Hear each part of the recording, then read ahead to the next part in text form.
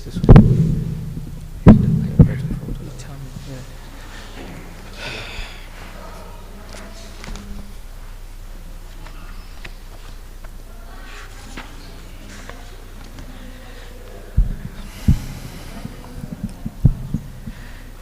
الله الرحمن الرحيم. اللهم صل على محمد وآل محمد. اللهم إني أسألك برحمتك التي وسعت كل شيء وبقوتك التي قهرت بها كل شيء وخضع لها كل شيء وذل لها كل شيء وبجبروتك التي غلبت بها كل شيء وبعزتك التي لا يقوم لها شيء وبعظمتك التي ملأت كل شيء وبسلطانك الذي على كل شيء وبوجهك الباقي بعد فناء كل شيء وبأسمائك التي ملأت أركان كل شيء وبعلمك الذي أحاط بكل شيء وبنور وجهك الذي أضاء له كل شيء. يا نور يا قدوس يا أول الأولين ويا آخر الآخرين. اللهم اغفر لي الذنوب التي تهتك العصام. اللهم اغفر لي الذنوب التي تنزل النقم. اللهم اغفر لي الذنوب التي تغير النعم. اللهم اغفر لي الذنوب التي تحبس الدعاء. اللهم اغفر لي الذنوب التي تنزل البلاء. اللهم اغفر لي الذنوب التي تقطع الرجاء. اللهم اغفر لي كل ذنب أذنبته وكل خطيئة أخطأتها. اللهم إني أتقرب إليك بذكرك وأستشفع بك إلى نفسك وأسألك بجودك أن تدنيني من قربك وأن توزعني شكرك وأن تلهمني ذكرك. اللهم إني أسألك سؤال خاضع متذلل خاشع أن تسامحني وترحمني وتجعلني بقسمك راضيا قانعا وفي جميع الأحوال متواضعا. اللهم وأسألك سؤال من اشتدت فاقته وأنزل بك عند الشدائد حاجته وعظم فيما عندك رغبته. اللهم عظم سلطانك وعلى مكانك وخفي مكرك وظهر أمرك وغلب قهرك وجرت قدرتك ولا يمكن الفرار من حكومتك.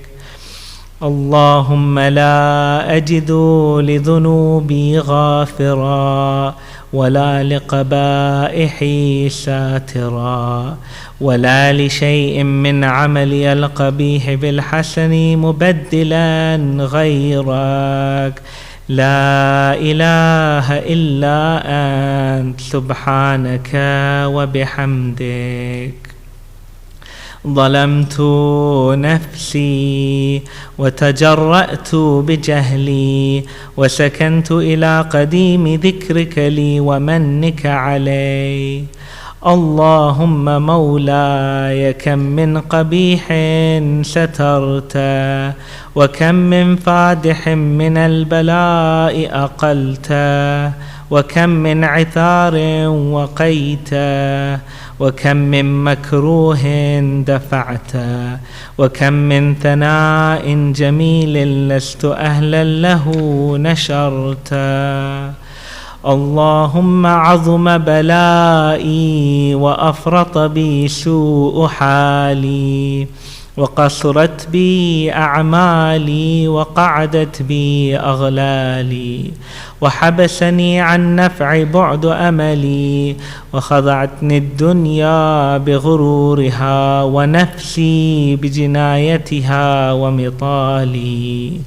يا سيدي، فأسألك بعزتك أن لا يحجب عنك دعائي سوء عملي وفعالي، ولا تفضحني بخفي ما اطلعت عليه من سري، ولا تعاجلني بالعقوبة على ما عملته في خلواتي من سوء فعلي وإساءتي ودوام تفريطي وجهالتي وكثرة شهواتي وغفلتي.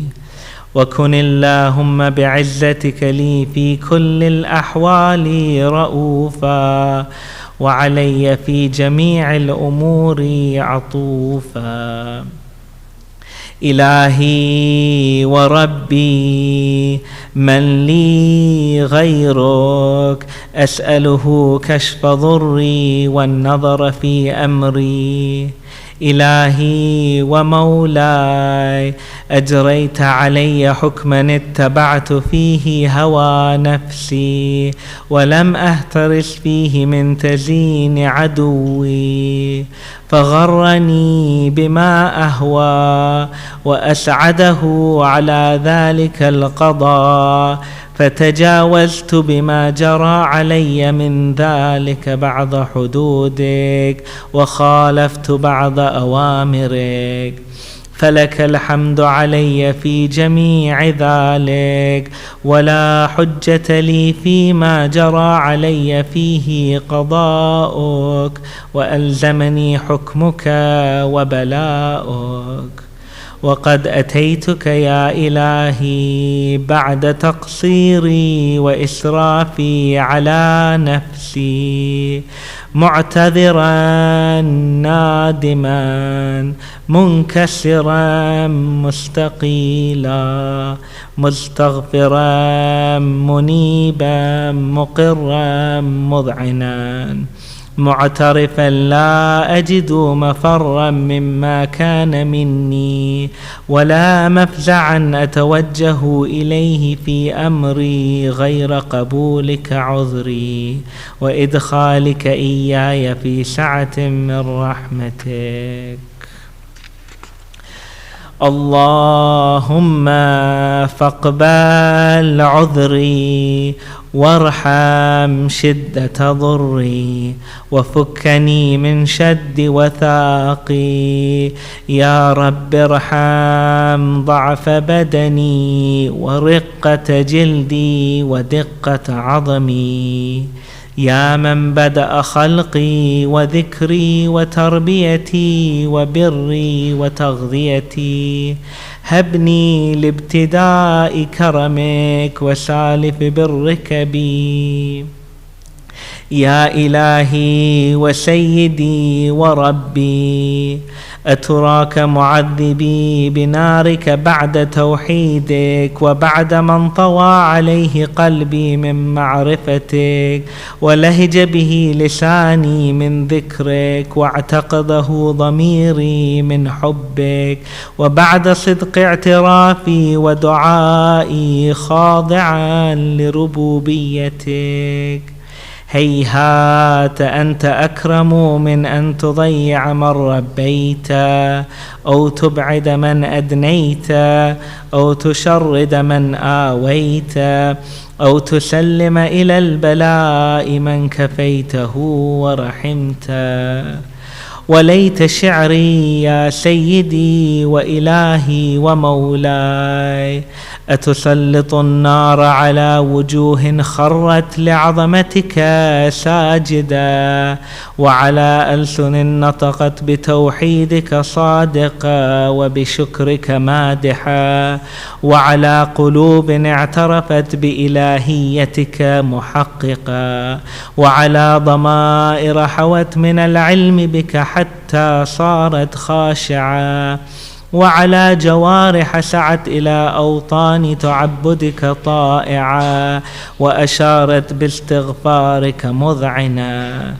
ما هكذا الظن بك، ولا أخبرنا بفضلك عنك يا كريم.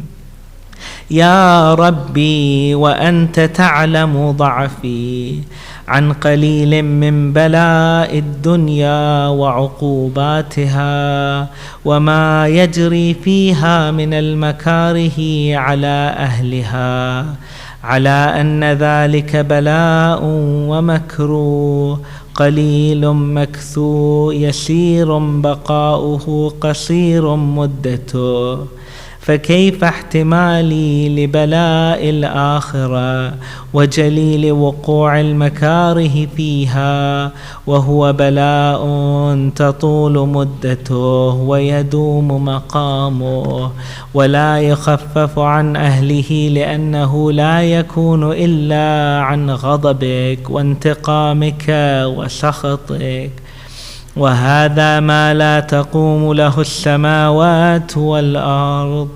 يا سيدي فكيف لي وأنا عبدك الضعيف الذليل الحقير المسكين المستكين.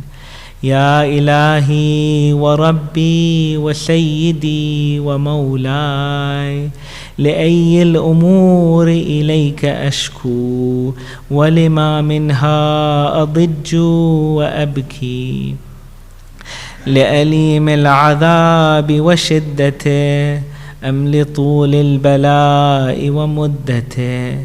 فلئن صيرتني للعقوبات مع أعدائك، وجمعت بيني وبين أهل بلائك، وفرقت بيني وبين أحبائك وأوليائك، فهبني يا إلهي وسيدي ومولاي وربي.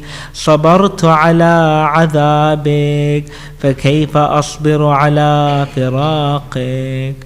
وهبني صبرت على حر نارك، فكيف أصبر عن النظر إلى كرامتك؟ أم كيف أسكن في النار ورجائي عفوك؟ فبعزتك يا سيدي ومولاي أقسم صادقا، لئن تركتني ناطقا لأضجن إليك بين أهلها ضجيج الآملين، ولأصرخن إليك صراخ المستصرخين، ولأبكين عليك بكاء الفاقدين، ولأنادينك أين كنت يا ولي المؤمنين، يا غاية آمال العارفين، يا غياث المستغيثين، يا حبيب قلوب الصادقين، ويا إله العالمين. أفتراك سبحانك يا إلهي وبحمدك تسمع فيها صوت عبد مسلم سجن فيها بمخالفته، وذاق طعم عذابها بمعصيته، وحبس بين أطباقها بجرمه وجريرته، وهو يضج إليك ضجيج مؤمل لرحمتك، ويناديك بلسان أهل توحيدك، ويتوسل إليك بربوبيتك. يا مولاي فكيف يبقى في العذاب وهو يرجو ما سلف من حلمك؟ أم كيف تؤلمه النار وهو يأمل فضلك ورحمتك؟ أم كيف يحرقه لهيبها وأنت تسمع صوته وترى مكانه؟ أم كيف يشتمل عليه زفيرها وأنت تعلم ضعفه؟ أم كيف يتقلقل بين أطباقها وأنت تعلم صدقه؟ أم كيف تزجره زبانيتها وهو يناديك يا ربها؟ أم كيف يرجو فضلك في عتقه منها فتتركه فيها؟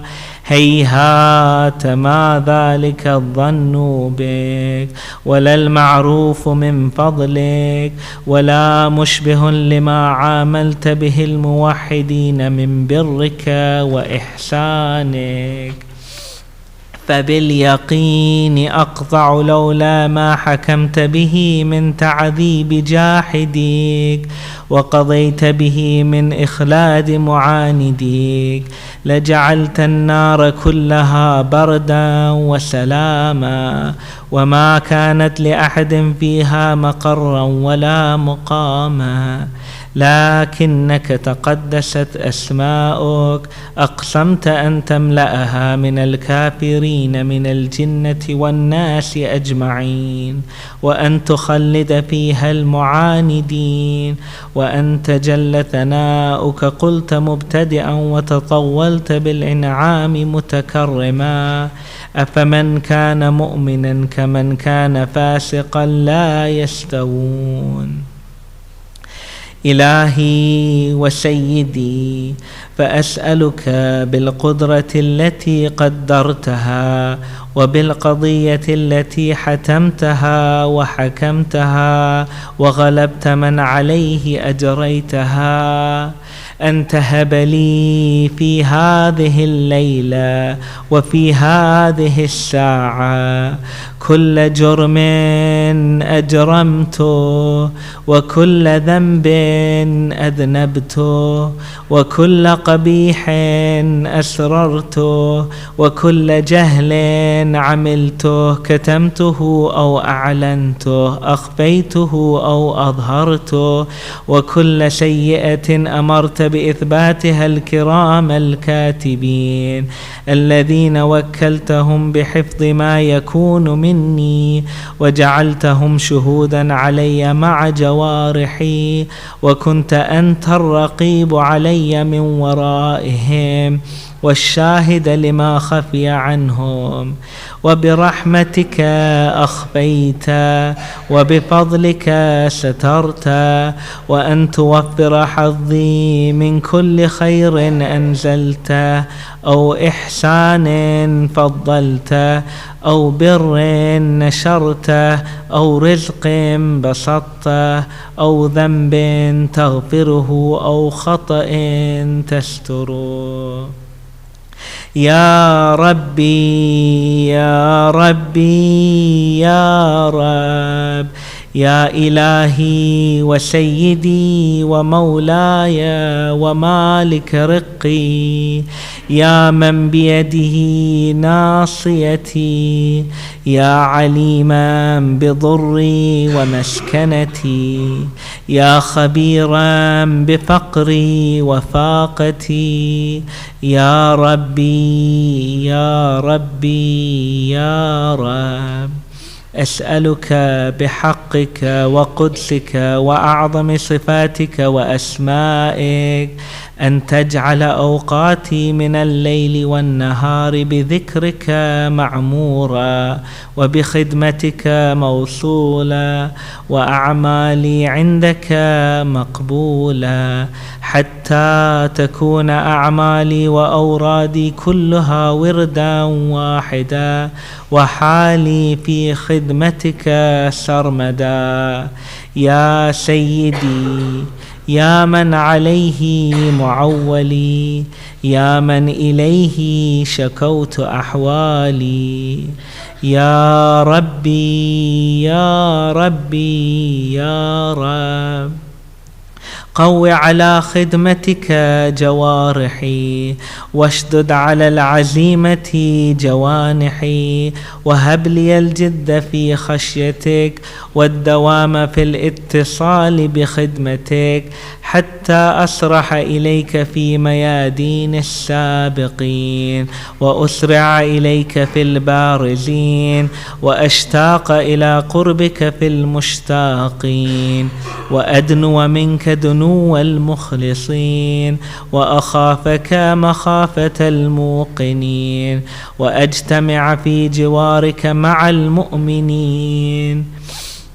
اللهم ومن أرادني بسوء فأرد، ومن كادني فكد، واجعلني من أحسن عبيدك نصيبا عندك، وأقربهم منزلة منك، وأخصهم زلفة لديك، فإنه لا ينال ذلك إلا بفضلك، وجد لي بجودك، واعطف علي بمجدك، واحفظني برحمتك، واجعل لساني بذكرك لهجا، وقلبي بحبك متيما، ومن علي بحسن إجابتك، وأقلني عثرتي، واغفر زلتي، فإنك قضيت على عبادك بعبادتك، وأمرتهم بدعائك، وضمنت لهم الإجابة. فإليك يا ربي نصبت وجهي، وإليك يا ربي مددت يدي، فبعزتك استجب لي دعائي، وبلغني منايا، ولا تقطع من فضلك رجائي، واكفني شر الجن والإنس من أعدائي.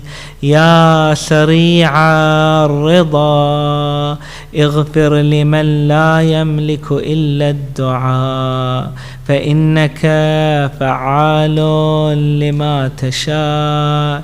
يا من اسمه دواء، وذكره شفاء، وطاعته غنى، ارحم من رأس ماله الرجاء، وسلاحه البكاء.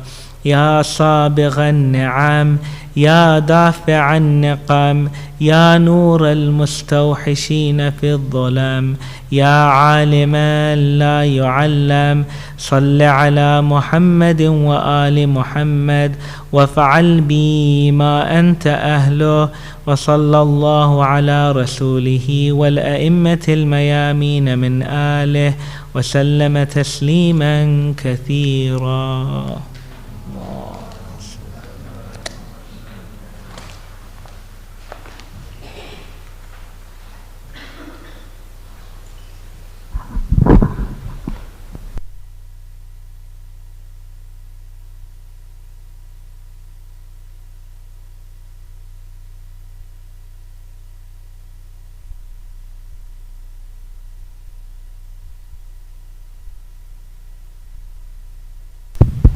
I can now call Ali Jivraj to come and do his Quran reflection. Thank you.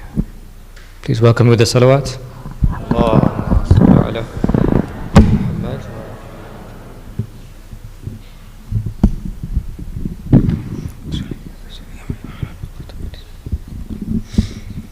أعوذ بالله من الشيطان الرجيم. بسم الله الرحمن الرحيم. هو الذي يحيي ويميت، فإذا قضى أمرا فإنما يقول له كن فيكون.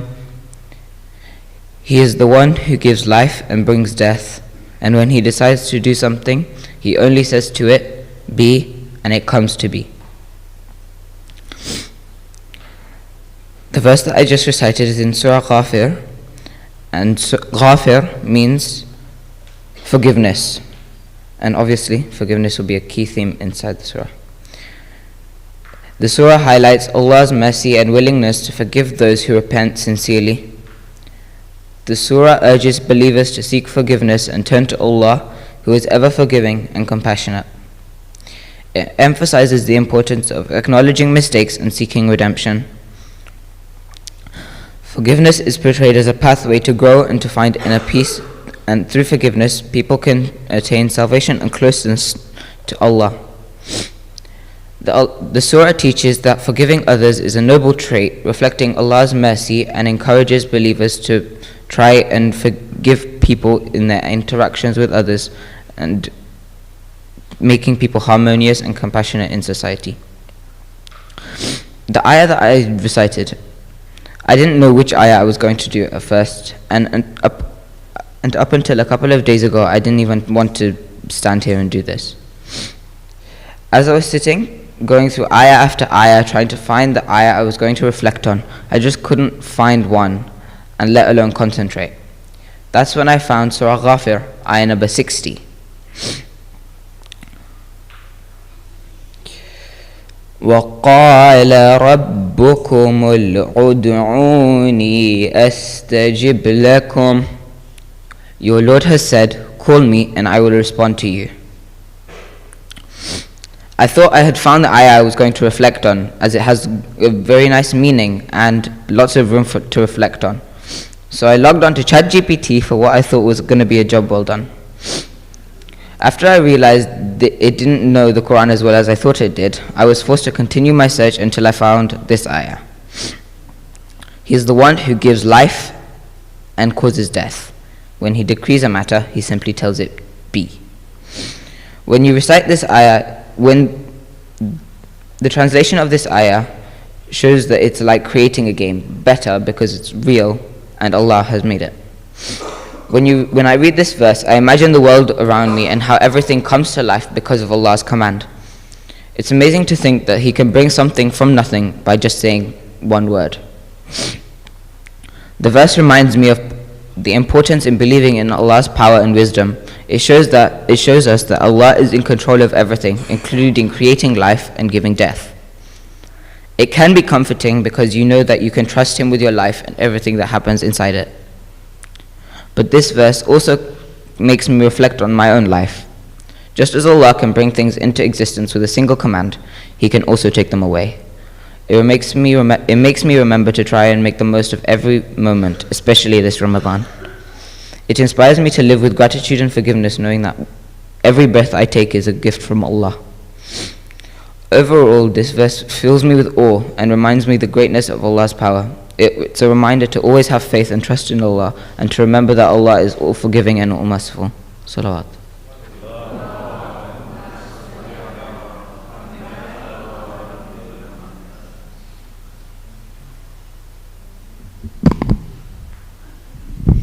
Thank you so much, Ali, and you did a better job than any computer would do, by the way.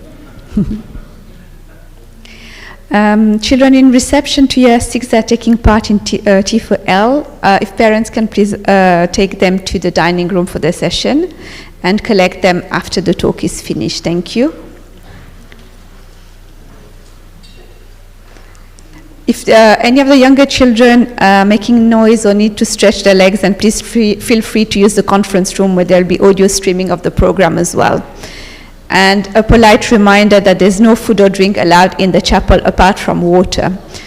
And if I can call everybody to please move a bit forward, thank you, before I call our speaker for tonight.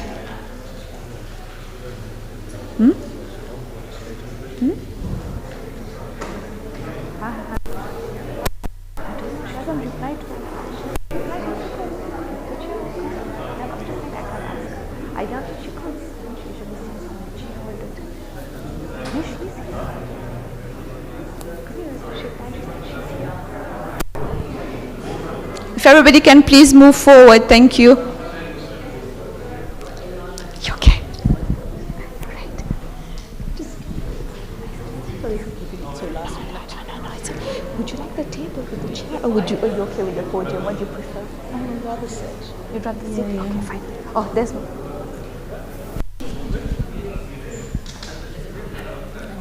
Table.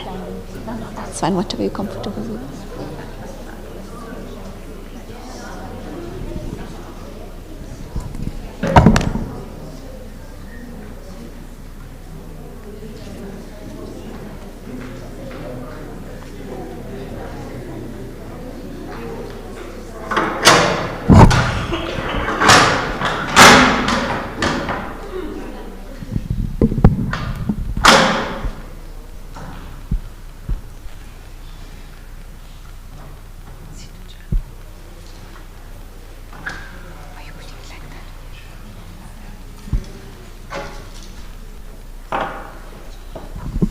And tonight we're very privileged to have a special guest with us today. If I can please invite Professor Shabana Mir to deliver her talk, if you can welcome her with a salawat.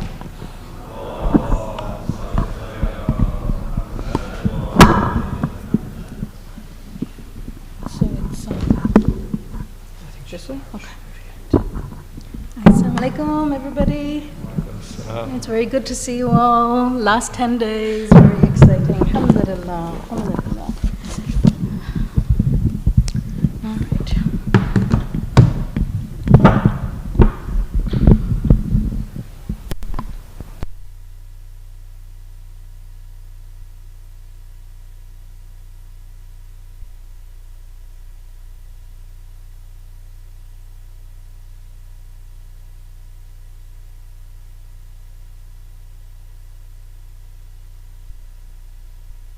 Everybody hear me? All right, a little too loud. Okay, Bismillah ar-Rahman ar-Rahim. I'm very thankful to the Time for Change community for inviting me here to speak about the many challenges that our Muslim college students face, and also to Al-Mahdi Institute for inviting me here, and also to my employer, American Islamic College, which gave me the flexibilities that I can do these things. Bismillah ar-Rahman ar-Rahim. So that's my book. I probably should have brought a copy with me. Anyway, it's up in my room. So the book is about the ethnographic research that I did on 2 university campuses in Washington, D.C., Georgetown and George Washington University.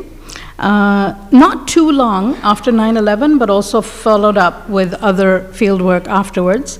I did some participant observation with the Muslim student communities at these 2 campuses, and I also did more focused, in-depth interviews with 26 young women, Muslim American college students. And I talk about that research, but I'm also constantly thinking about the present time and its relevance, this research and its relevance to the present time, but also to Western Muslim communities, but particularly right now also to British Muslim students. Not everybody knows this, but my academic journey actually started with British Muslim students, and that was the first study I did, because I was here for a master's. And then I later went to the United States and said, okay, fine, I'm here, I'll do this work now. So I was particularly interested in Muslim American women's identities on campus and how the campus environment facilitated their Muslim and other identities or inhibited their identities. So obviously going to college is a rite of passage for many people. People are on the cusp of between adolescence and adulthood, and they are taking on new responsibilities, new roles, and developing their potential. Technically, going to college, of course, is professional preparation. It means preparing for your careers, becoming, a successful participant in the economy, or personal development as well.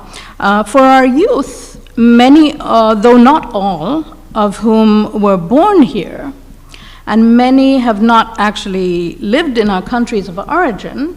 And in fact, many of the parents are also here, have been born, were born and raised here. For these people, the ethnic cultural conflict may be less of a factor than it is for somebody like myself who left the homeland as an adult. But there are still struggles for Muslim college students in the West, and many of our youth still struggle to find spaces of home and comfort at college. They may feel divided, they may feel torn between different cultural norms, and then, of course, there are questions and fears in the minds of parents and community members. How can my child grow in their potential rather than lose their potential at college? How can they grow in their professional success, their academic success, while flourishing also emotionally, religiously, and spiritually? So we're trying to get all of those things accomplished. We don't want to lose out on one or the other.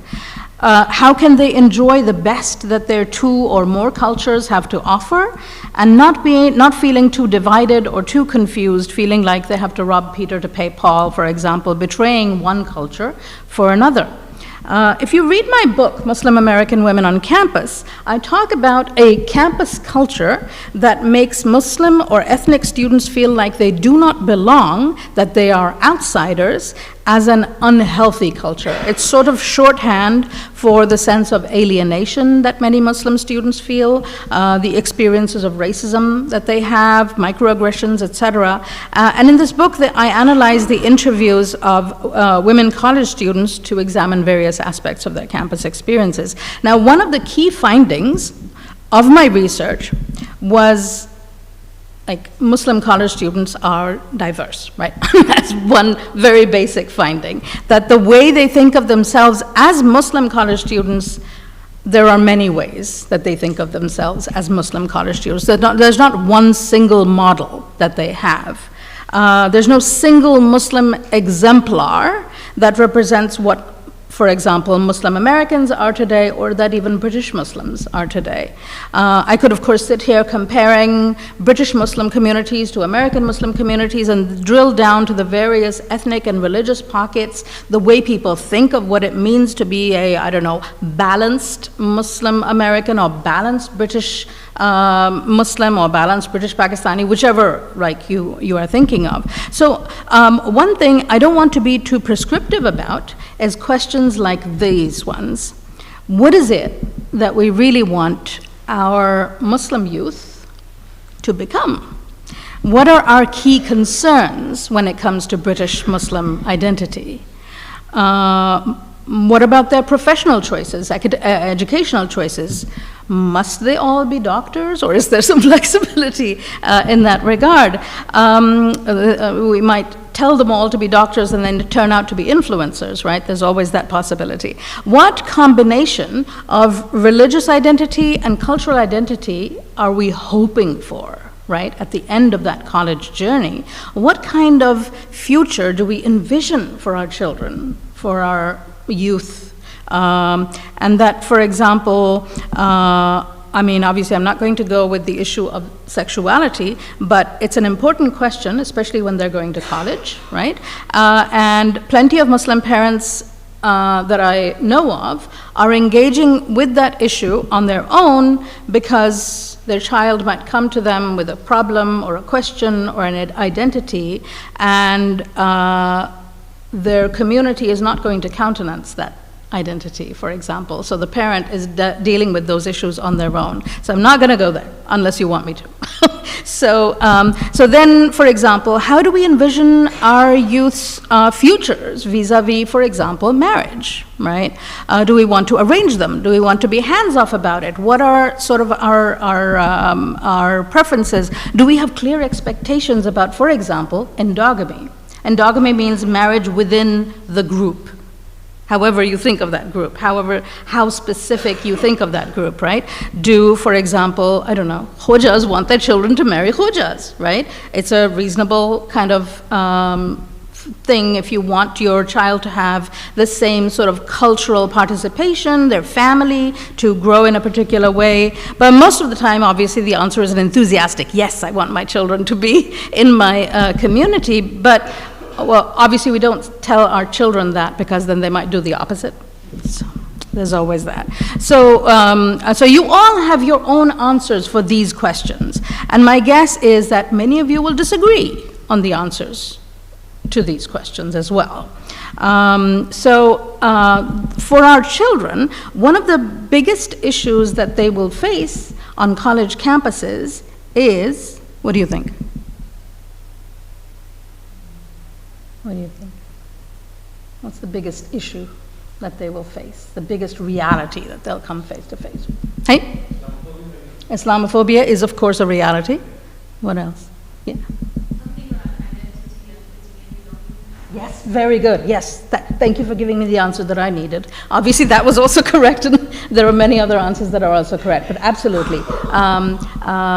Trying to fit into an existing campus culture, right? So wherever you are, you're in a particular culture, right? Well, whether if you work at a workplace, it has a particular culture, and you fit into it. You try to fit into it as much as possible. You go to a particular masjid, and it has its own particular culture. For example, this space for the Time for Change community is a different culture from many masajids, right? So you have created a culture here that works for you. But when our kids go to college, they come face to face with a different type of culture. And we refer to it usually as like peer culture, youth culture, or in many cases it becomes leisure culture. What do the kids do for fun, right? Because what are students, when they first come to college, what are they really looking for? What's the first thing they're looking for? To belong, exactly. So they're looking for belonging, they're looking for a sense of belonging, they're looking for camaraderie, right? So they're not all alone, like floating out there and on the college campus, the only person, or sitting alone in the cafeteria. These are like nightmares for our youth, for young people. These are real problems. Well, you might think, oh, the real problem is what kind of courses are available and what are the professors working hard or not. But like to your kids, that's not the real issue. The real issue is finding friends. And this is what came up more and more in my research. So when I did my research, and I ended up with all this data, right? When you do ethnographic studies, you have a ton of data, and then you have to analyze it. So I'm sitting there looking at pages and pages, hundreds and hundreds of pages of interview data. And I'm trying to analyze it, and what came up, most of all, was that these students were trying to deal with leisure culture on campus, as in drinking, dating, and fashion. Those were their biggest issues. Like whether they drank or not, and some of them did drink, but most of them did not, and whether they drank or not, drinking culture was a serious issue for all of them, to how to deal with it, how to belong within it when you don't drink, how to sort of engage with that, how to find a place for yourself in a culture which values drinking quite highly. And then the other issue was, of course, clothing, hijab, modest clothing, etc., those kinds of issues. That was the second one. And then the third one was dating culture. Answering questions about that, dealing with issues regarding to that. Whether you're dealing with questions in the dominant majority among the majority white people, or in your own community, you're dealing with the questions of, so how are we supposed to do this? How are we supposed to, in college, as a time where you might find someone, but how? How do we do that? What is the accepted way of doing that, right? For many people, the only way is the arranged, right? The arranged route. And for other people, it's sort of a mixture of the arranged and the flexible type. And so they're trying to figure out what works for them. And for most of them, there's no clear method. And this is what came up more and more in my study as well. So these three, drinking culture and fashion and dating culture, ended up being the vehicles, sort of the methods through which I looked at Muslim American women and their identities. Okay. So belonging, right? Conformity, and trying to find camaraderie, trying to find a place for yourself, right? Is that you? Yeah. Do you see yourself? Okay. So people are trying to fit in, people are trying to find a place for themselves. And the funny thing is that in Britain, just the same as in the United States, for a long time, higher education studies assumed that when you go to college, you cut off ties with your home communities. That was the assumption, right? For a long time, until very recently, and even the very recent thing is sort of a, kind of a veneer, but still the assumption by and large is for people of color, not for white people, not for Judeo-Christian people. That is not the assumption. But for brown people, black people, the assumption is you break off from your community and you try to kind of like disappear in the soup of college. So that was the sort of the assumption about higher education college. Now in America, for example, this was the nationalist project, right? So people come to the university, they're Jews, they're Catholics, they're Poles, they're Irish, they're, whatever they are, and now they become American citizens, right? And the idea is now here, they lose their kind of angles and their hard edges of difference, and they become Americans. Right? Now, so this is why you very often find this, you know how people talk about ghettos, right? Ghettos, and they talk about balkanization. Oh, everybody, why are all the black students sitting together? Why are all the Muslim kids sitting together? This is a real problem. Nobody's asking the question, why are all the white students sitting together? Absolutely not. That is not the problem. It's not a problem, right? But the question is, why are the Muslim students, why are all the hijabis congregated in one place? What is this? Like, people have a problem with this, right? And so the idea is, when you come to college, you kind of, you just kind of lose that strong connection. The expectation is, I argue that it shouldn't be. I argue that we should work against that, but at the same time, also try to make the most of that situation. So where is the place that you see for your child? This is the question. So what I found that because of that common expectation that you should try to become an American, a normal college student, so you should try to play down the affiliations, downplay the affiliations, downplay your differences in order to become like everybody else. So that was a common expectation, right? So, let's see, okay. All right, so Fatima was Indian American, and she was a sophomore, and she was quite religious. And she said that when people asked her, oh, who are you going to date? Who are you going to, end up with? Things like that. So this is how she would respond. She would say, they ask you if you're dating someone. And if you're not, they'll say, I want to hook you up with this person. So they're always matchmaking. Like, a lot of students at college are very busy with matchmaking. And interestingly, especially with their Muslim women peers. Just like, I want to match you up with someone. I want to find you someone. And she would say, it's like I would only consider someone who was Muslim, but I wouldn't necessarily date them. So it's kind of hard to explain to non-Muslim people, right?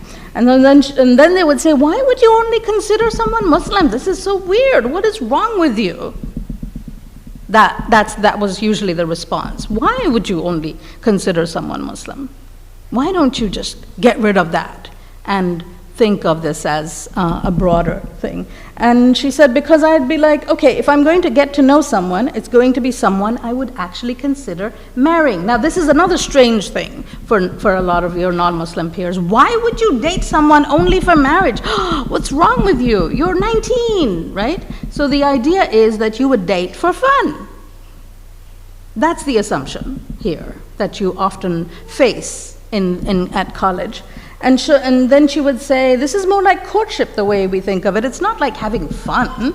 It's an emotional roller coaster trying to explain it to our college peers. And so it's very difficult. I can see you've had this experience, right? You've kind of see that, right? Has anybody had this experience of trying to explain what we do, our strange practices and customs, right? I certainly have. So what we have here our different notions, for many Muslims, not for all Muslims obviously, but for many Muslims, our different notion of what it means to get to know somebody, what it means to get married to someone, etc., these become like a form of stigma in society. So people look at it and say, ooh, that's a strange thing. What is that, right? So what is a stigma? A stigma is an attribute or a characteristic that is socially discrediting, right? So Irving Goffman was a sociologist, and he did a lot of work on stigma. So for example, stigma to him was like, for example, somebody couldn't read, somebody who was illiterate, right? And so this illiterate person would put on glasses to look more intellectual or something, to sort of downplay that fact. Or if you gave them something to read, they'd say, oh, I'm short-sighted, I can't read this, it's hard for me. So this would be a way of downplaying the stigma. Now, interestingly, when Muslims face in their interlocutors, in their friends, this kind of idea of, what, you would do it like that? Well, you wouldn't just date? Why wouldn't you just date? What's wrong with you, right? When they face this kind of attitude, they treat their being Muslim and their associated practices as a kind of stigma, and they try to play them down. They try to cover it up. They try to hide it. They try to translate it a little bit. So Fatima, for example, said earlier, it's hard to explain. I don't know how to explain it. So another young woman, Myra, said,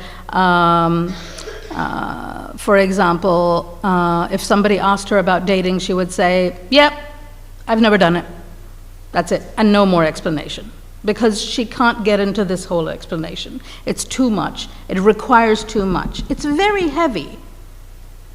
It's a lot to explain to another person while you know what they're thinking about it at the same time. So stigma is a big thing. Now, the other, so covering or passing is something that we refer to sociologically, about when you have a stigma of this kind, and you have a characteristic like being Muslim or being a person of color or something, which are, I'm saying these are not bad things, but socially, in dominant and white majority society, they are turned into sources of stigma, right? So a stigma is something that is socially regarded as something that is discrediting. It's not a bad thing, actually, right?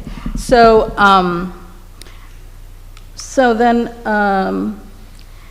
okay. So one of the big things that my participants talked about was, of course, drinking culture. I've talked about drinking culture before.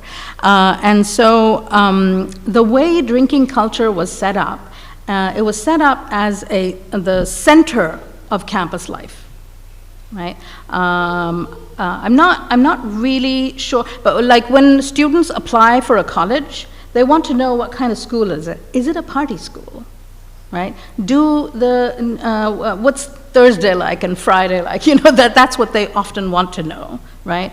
But your observant, practicing Muslim student is surrounded by this, and they want to try to make friends, but often the only way to make friends is by going to the bar or the nightclub. And so they're stuck here. They don't know what to do with that, right? So Yasmin was a Pakistani-American sophomore also, and she, long story, anyway, I'm not going to tell her story, but basically she did drink. She actually came to college, she did not drink, and one of her friends said, oh, what's wrong with you? Come on, let's have a beer. And she kind of like gave in, because she was a freshman, she was very young, and she just kind of gave in. And then she realized that by giving in, she was like unlocking the door to having more friends, in a way. And so this was hard, but she did think about it all the time, and she said, you know, I really kind of made that almost like a opportunistic choice to become part of the college culture. And students who did that weren't necessarily happy about it, but they were just kind of like, yeah, this is how it happened, right? And so Yasmin talked about it very like surgically. So she would say, for example, it's pretty dumb what we do for enjoyment, but then everyone keeps telling you it's fun, and then you start believing it's fun. So they'd say, oh, clubs are fun. Then you have a story to tell someone. I went to the club last night. Oh, was it really fun? Yeah, it was great. Was it really? No. People dancing, you don't even know them. It's dark, it's smelly. But it's a story that you pass on from person to person. And by telling that story, you would join all the whole myth around drinking culture, as in, it's fun. And I'm part of that fun as well. So Yasmin almost like surgically examined her own attempt to become part of that culture. So so when you have a story to tell someone, that reinforces your status in that drinking culture. And the drinking culture is, as I said, at the center of many college campuses. So another time she said, this way, you become normal to other people. So she said, yes, I have the same, she was laughing about it. She said, yeah, I have the same values as you do. I think alcohol is good, alcohol, beer, yay. She would say that, and she was ironically kind of rehearsing her performance in alcohol culture. And so the role that drinking served was that it was a force for being sociable. Was a force for being sociable. And so the momentum of college culture just kind of kept on reinforcing her drinking, because this is how she, came into contact with more friends. Now, when it comes to passing or covering, I've talked about passing or covering, that when you have a stigma characteristic, many people will try to pass or cover it up, or try to downplay it, right? So many of my, I've mentioned dating, drinking, clubbing, clothing, those kinds of practices as being practices that they used, that they kind of situated themselves and thereby showed how either committed to their religiosity they were, or how willing they were to be like flexible around those practices. So, okay, all right. So another young woman called Sarah, she did not drink, but she did go to the nightclubs, and she said that every time they invite me, I go, because they say, oh, you must come, and then everybody's drunk and they don't even know that I'm there, right? So, or also that she said, I'm so short, everybody's drinks keep spilling on me, and then I have to change it to pray namaz or those kinds of things. So it's this real struggle that they're undergoing, but they're still they keep trying almost to stretch themselves by doing this. This idea that they feel like, that many students feel like they have to kind of belong, that they have to kind of adjust their practices in order to belong, in order to seek camaraderie with their college peers. It's not that simple to do that. So for example, let's look at another person. This is Amira, and she was this is Fatima. Okay, so Fatima, we've talked about Fatima before. What she did was she tried to, another thing about Fatima is she came from a Muslim school. All her life she went to a Muslim school. And so when she comes to Georgetown, she says, I'm totally ready for the world, and I'm going to fit in, I'm going to learn the things that I've never learned before, right? So that's kind of her, psychologically, how she's approaching it. So then she comes to college and she says, okay, there are lots of compromises that people are asking me to make. Can I find a balance, right? So she's struggling to find a balance, and it's not comfortable for her. But she keeps trying, right? So she says, I do go to parties when people invite me, and some people say, I'm not going to go. Absolutely not. There's alcohol there. I'm not going to go there. It's haram, etc. So she would say, I don't feel that it works when you go to people and you're like, no, I don't do it. I'm not going to show up at your party. I'm against it. I think you're bad because of it. I think the better approach is I accept you for what you're doing, and you just accept me for what I'm doing. And I feel that you can influence people that way more. So this is her purpose. Her purpose is to try to shape perceptions of Islam and Muslims, to kind of make them more acceptable, right? I want you to sit with that for a moment and try to think about what that means, right? It's taking a lot out of these college students, that struggle to try to make Islam and Muslims normal, right? So she says, and people respect you more. Anyway, so this is Fatima's approach to that. So what she's, Amira, on the other hand, she says, so she goes to the club, and she says, when I go to the club, I'm doing a thing. I'm representing that there is a middle space. And she's very happy about this. She's really she thinks this is going to work really well. So she says, I guess at the club there's very few Muslim girls in there, or at least practicing Muslim girls. So people always are like, you don't drink? Oh, but you come to the parties anyway. But it's like they realize later that I don't drink, and it shows to these people who probably have this perception that all Muslim girls cover their heads, all Muslim girls don't talk to people that are not Muslim, all Muslim girls are very intolerant or uncomfortable. It sends a message to these people that you can approach someone like me about it. What do you think of this? Does it work? No? Zenith? What do you think? There's a lot of compromising. There's a lot of compromising going here. Or maybe it is a justification of what she already wants to do, right? Maybe it's a rationalization, possibly. But if you look at what she's doing here, it's this idea that she's almost accepting the stereotype about Muslims. Like, oh, all those Muslim girls, they cover their heads, they don't talk to Muslims, they're intolerant, they're uptight. I'm different. So very often, that project of representing Muslims takes on this form of becoming the native informant, almost, who's a better representative than all those other people, right? So it does take on a form that is a little harmful to people, right? So, but what she's actually doing is she's trying to participate in drinking culture, but at the same time perform almost a pedagogical role about Islam and Muslims, right? But the performative role, but the pedagogical role that she's performing is not about generally Islam and Muslims, it's about her. I'm better, I'm different from those other people, right?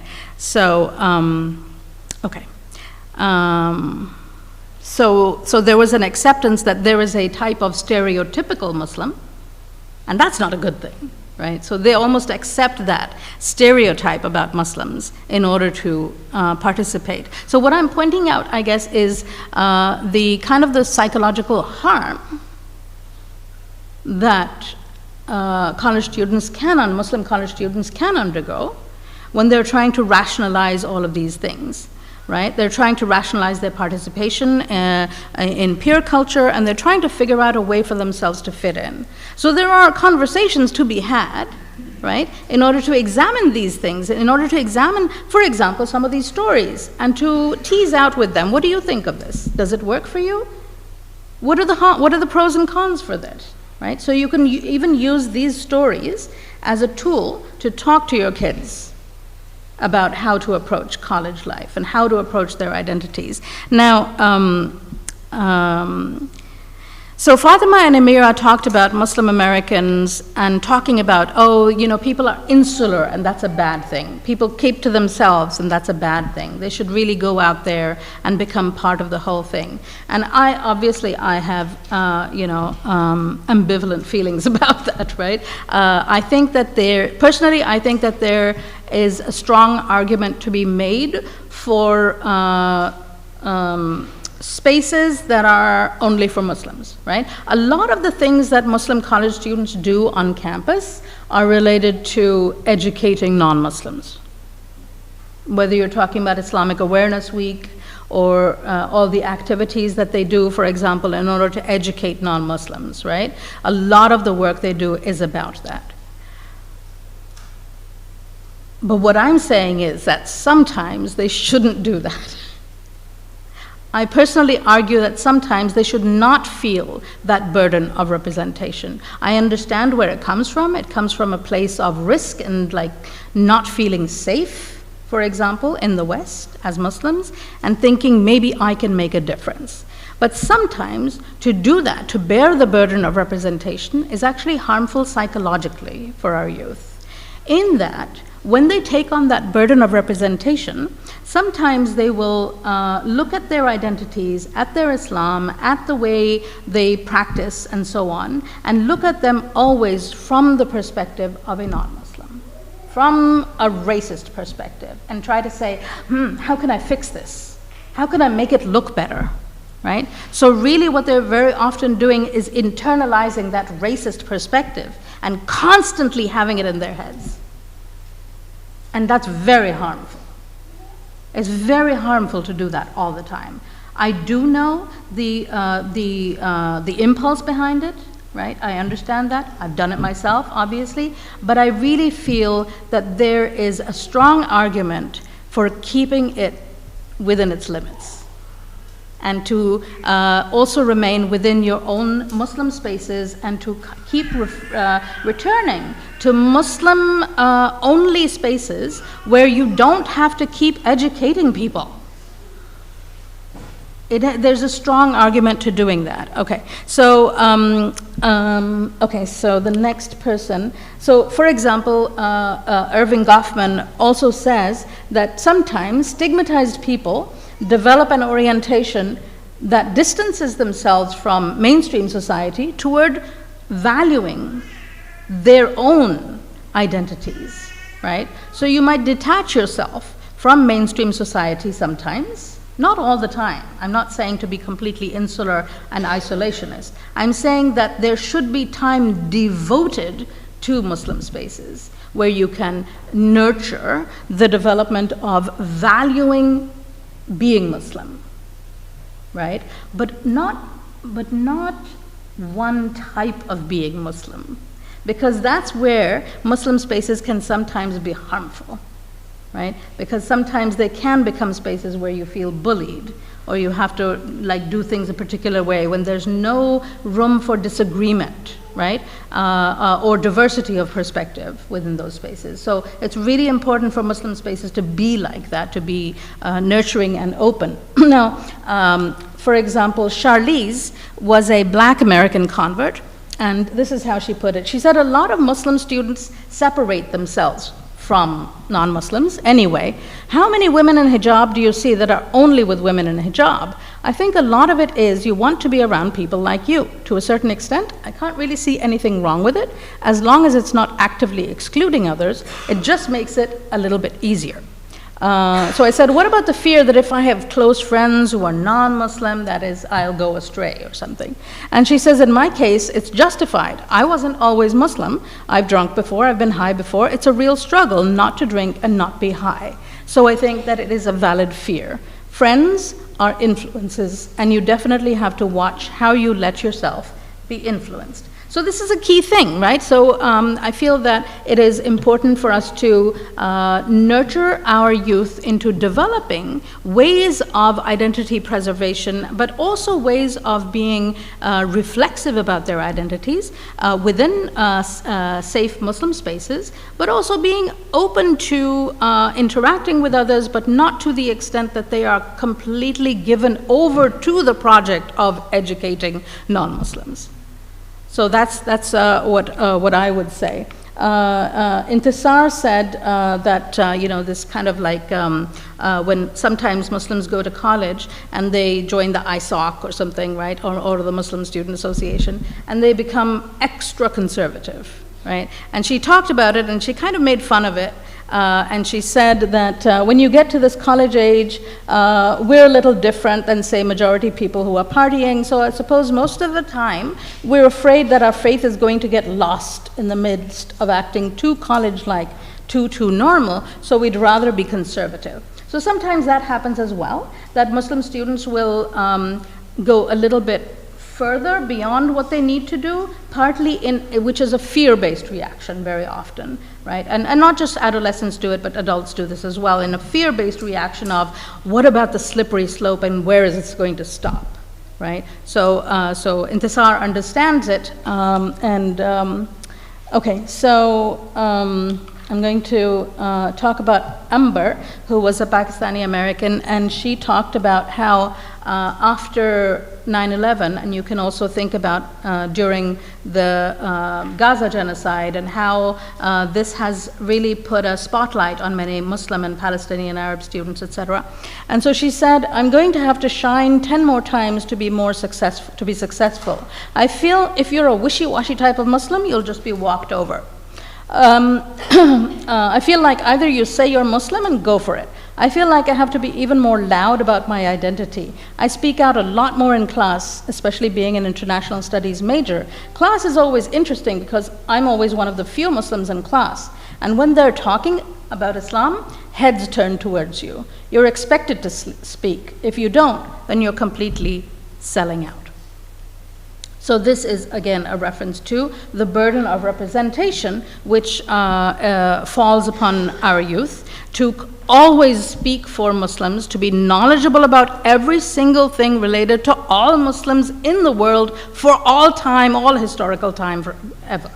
Right? They're supposed to know the answers to everything and to have a response for everything. And what I want to say is, tell them, I don't know. Why are we talking about me? Right? Be able to do that. To say, I don't know. Why are you asking me about this?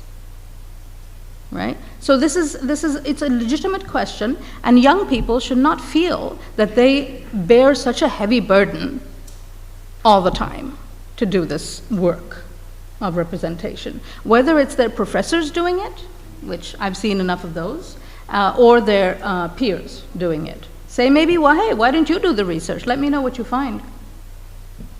It's not your job to fix everything.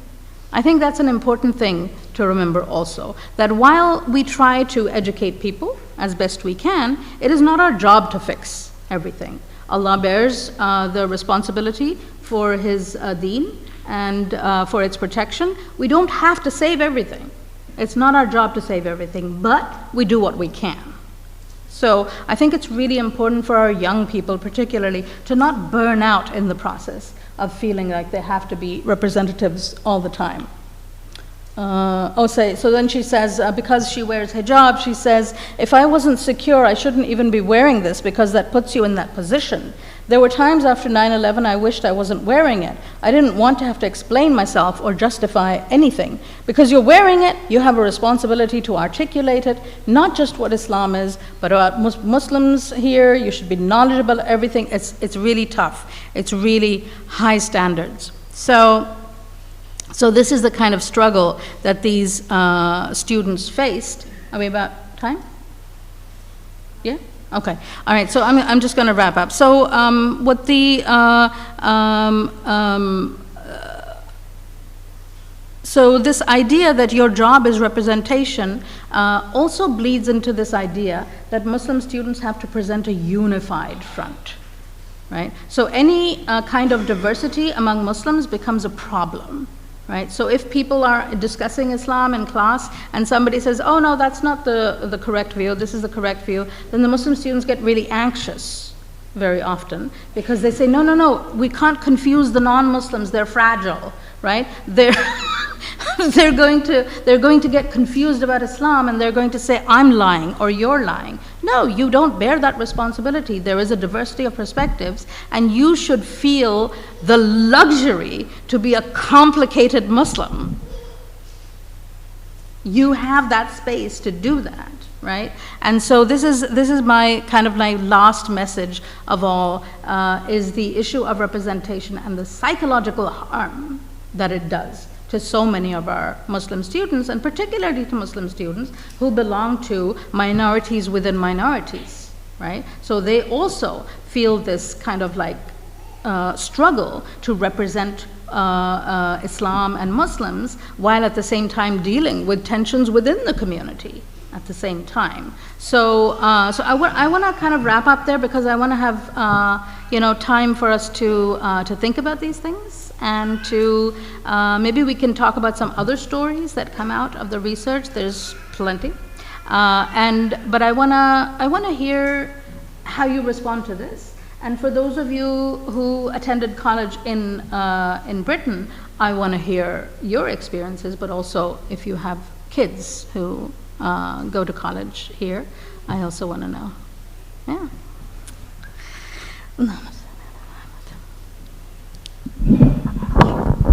Thank you so much, Professor. I think there's lots of food for thought here.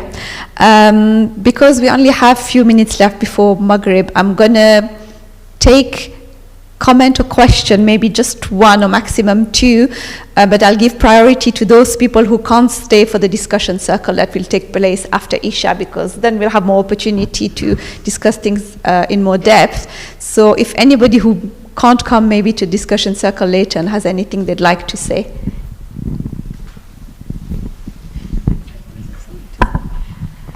Assalamu alaikum. I have one question and maybe a comment. Just a question, did you have any young men in that study? Because the names are all young women. Yeah, so can everybody hear me? Live streaming. So the study really focused on women. And for a reason. I really wanted to focus on Muslim women, particularly because of the sort of geopolitics that America utilizes against Muslim communities abroad, in terms of we're going to save Muslim women from the community, so there's this division, right? So I really wanted to focus on Muslim women for that reason. But I did also interview young men, but that's another study. Somebody else has to do it.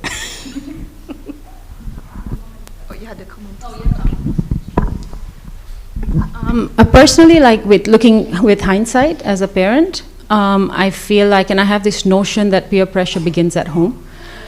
Peer pressure begins at home because, and when it comes to religion and rules and everything else, a lot of times as parents, we're coming from a place of fear ourselves.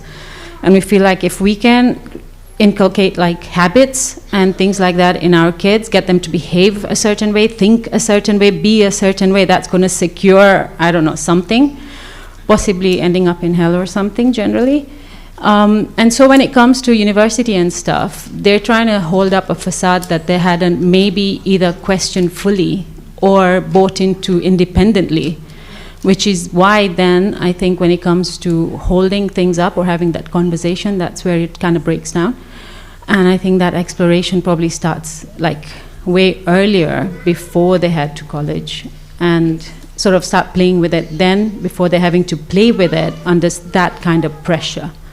So that's just been my, did I do it? So it's been a lot of hindsight. Like I learned a lot of this after my older two had already gone to university, and having seen their struggles then, and then developing myself and introspecting like immensely. And now when it comes to my youngest, I expect that her experiences will be hopefully a little bit different, but let's see. Yeah. Oh, all sorts. Like there were times, yeah. There would be times like one particular one where I said, don't feel the need to tell me anything. And they'd be like, Ma, I think I need, let's. So it would be everything. And I think what I found was that every time I was in a conversation, I had to go back and work with myself, expand myself, like, depending on the fears, the paradigms that I was holding, the belief systems that I had. And it was only when I could expand that I was then able to create more space where I could listen and hold in and share the experiences my kids were going through. But otherwise, I don't think I could have. I think I would have isolated them from myself too. And I think that would have been a shame. Yeah. So keeping the channels of communication open is, keeping the channels of communication open is obviously very important, and you can't start it when they go to college. You have to do it long, long before that. It's something we also practice as parents, my husband and I, with our daughter. And it does entail a lot of adjustment in parenting styles. So many of the parenting styles that I grew up with don't work for that. They belong to like a Muslim majority context. They don't belong to here. So we had to let go of those in order to keep the channels of communication open, the lines of communication open. It's really important. Thank you so much, Professor. So any other question and comments, please keep them for the discussion circle that will take place straight after Isha at 9:15 tonight. So come, I think there'll be plenty more. Thank you so much, Professor. Thank you. So our next program will be tomorrow, Friday, starting at 6:30 with Dua Iftitah, Quran reflections, and a talk by Hasnain Jafar on Palestine and beyond, our role in the path to liberation. Just a reminder to please bring your mugs and water bottles. We've been using so many cups on a daily basis at iftar time, after iftar, for second rounds of tea, and so on and so forth. So please do remember to bring those. And we'd like to thank you all for your generous donation so far towards T4C Ramzan program. You can still donate to our Ramzan fund by card or cash at the desk, or by PayPal, bank transfer, and you also have the QR codes on each table at iftar time. Can I request you all to please recite Surah Fatiha for Marhum Onali Damji, Marhum Mukhtar Megji, the Marhumin of tonight's sponsors, and all Marhumin Al-Fatiha.